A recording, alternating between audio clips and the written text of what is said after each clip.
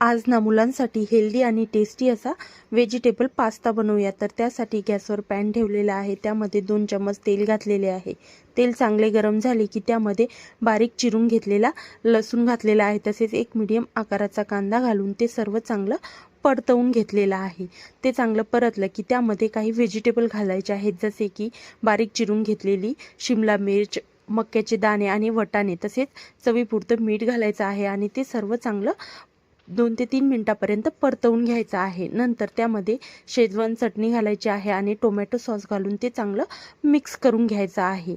तुम्हाला आवडत असेल तर तुम्ही चीजसुद्धा घालू शकता। नंतर त्यामध्ये बॉईल केलेला पास्ता घालायचा आहे आणि वरून पास्ता मसाला घालायचा आहे आणि ते चांगलं मिक्स करून घ्यायचं आहे आणि 4 ते 5 मिनिटापर्यंत चांगलं परतवून घ्यायचं आहे।